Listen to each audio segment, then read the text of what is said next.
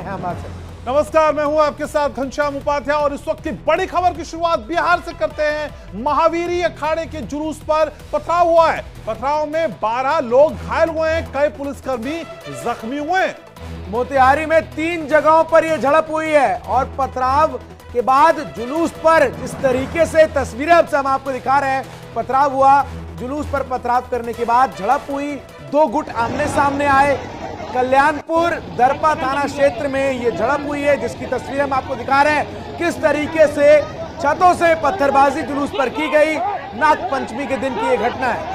तो ये बिहार की तस्वीर है। महावीरी अखाड़े में जुलूस निकाला गया और जुलूस पे किस तरह से अटैक किया गया आप वो तस्वीरों में देख सकते हैं। फुल फ्रेम तस्वीर आपके टेलीविजन स्क्रीन पे आ चुकी है। एक्सक्लूसिव तस्वीर है और पथराव में 12 लोग घायल हो गए, कई पुलिसकर्मी भी जख्मी हुए हैं। तो बिहार के मोतिहारी में बवाल हुआ है।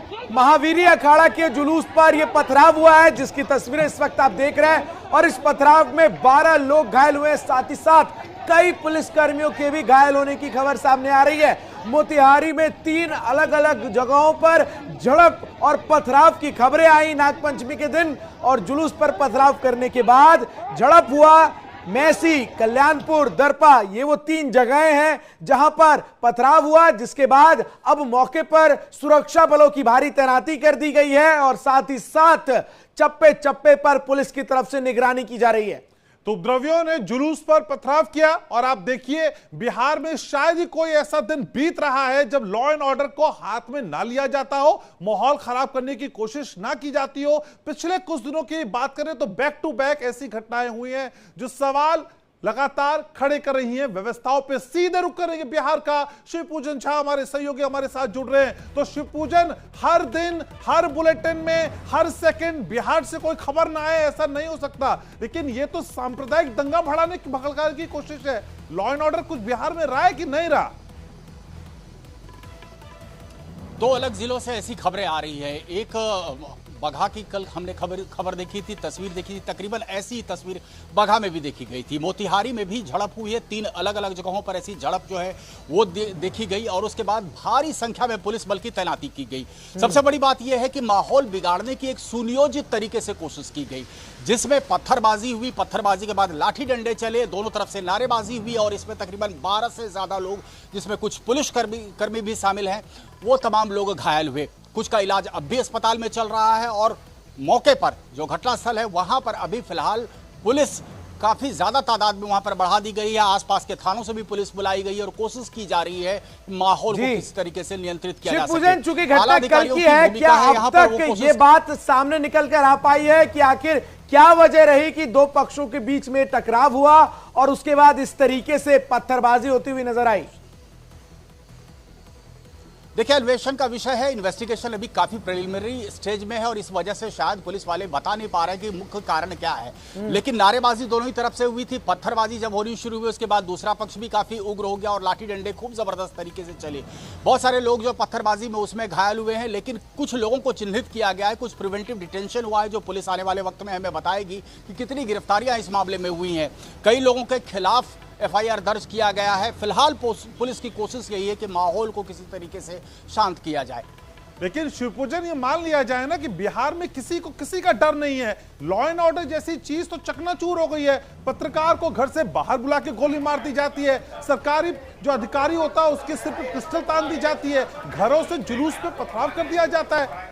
ये किस तरह की स्थिति है? ये कौन सा सुशासन है? सरकार ये मौन क्यों धारण की हुई है? इस मौन की वजह क्या समझ में आती है शिवपूजन आपको?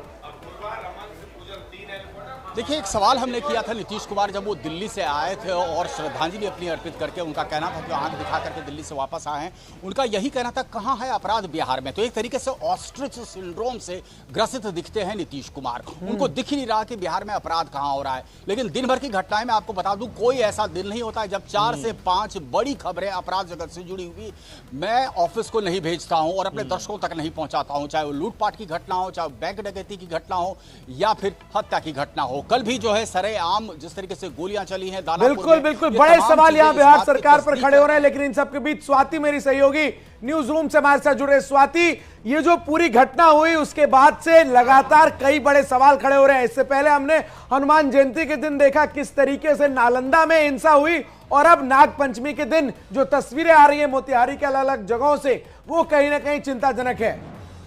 बिल्कुल चंदन, देखिए कल नाग पंचमी का मौका था और इस दौरान कई जगहों पर जुलूस निकाला जा रहा था। और इस दौरान अगर हम पूर्वी चंपारण की बात करते हैं तो 3 जगह वो जुलूस निकाला जा रहा था। हालांकि शांतिपूर्ण तरीके से जुलूस निकाला जा रहा था, लेकिन बीच में ही 2 पक्षों के बीच में अनबन हो जाती है, विवाद हो जाता है और इस दौरान एक दूसरे के ऊपर पथराव किया जाता है। हालांकि ये भी कहा जा रहा है कि इस दौरान जो आसपास के घर थे उन घरों की छतों से भी उस जुलूस में जो लोग थे उनके ऊपर पथराव किया गया। कई लोग जख्मी हुए हैं और इसी के साथ ही कई पुलिसकर्मी भी हैं जो घायल हुए हैं। फिलहाल देखिए स्थिति ऐसी है, तमाम जगहों पर जहां पर जुलूस निकाला जा रहा था उन जगहों पर पुलिस की तैनाती की गई है और सिर्फ उसी जगह के नहीं आसपास की पुलिस फोर्स को भी बुलाया गया है और वहां पर तैनात किया गया है ताकि दोबारा से इस तरह की कोई भी घटना देखने को ना मिले और दोबारा इस तरह की स्थिति वहां पर ना हो। लेकिन सोचने वाली बात और समझने वाली बात यही है चंदन, क्योंकि लगातार जिस तरह से आप भी कह रहे हैं कि सवाल खड़े होते हैं, पास लौटेंगे, लेकिन पॉलिटिकल रिएक्शंस भी मिल रहे हैं, वो भी अपने दर्शकों को सुनाते हैं। जेडीयू के प्रवक्ता नीरज कुमार ने क्या कहा वो आपको सुनाएंगे, लेकिन उससे पहले आपको बता दें कि स्थिति सामान्य बनी रहे इसके लिए कोशिशें लगातार की जा रही है। शिव पूजन झा ग्राउंड जीरो से हमारे साथ बने हुए, न्यूज रूम से स्वाति हमारे साथ बनी हुई है, लेकिन पॉलिटिकल रिएक्शन समझना भी जरूरी है। जेडीयू के प्रवक्ता क्या कह रहे हैं वो सुनाते हैं आपको। बगहा नगर परिषद में धार्मिक उन्माद की घटना हुई है। स्थिति पूर्णतः नियंत्रण में है और महत्वपूर्ण विषय यह है कि जिस ढंग से राजनीति में रहने वाले लोग उन्मादी बयान देते हैं और जब उन्माद की भेंट चढ़ जाता है कोई नौजवान तो उसके जमानतदार भी ये नहीं बनते, उसकी जिंदगी बर्बाद कर देते हैं। तो ऐसे लोगों के उत्तेजक बयान से भी समाज में उत्तेजना फैलती है। प्रशासन पूरी मुस्तैदी के साथ उन तमाम तथ्यों का, चूंकि नागपंचमी का अवसर था तो ऐसा दुखद घटना हुई है, उन्माद की घटना हुई है, उसको पूर्णतः नियंत्रित कर लिया गया है।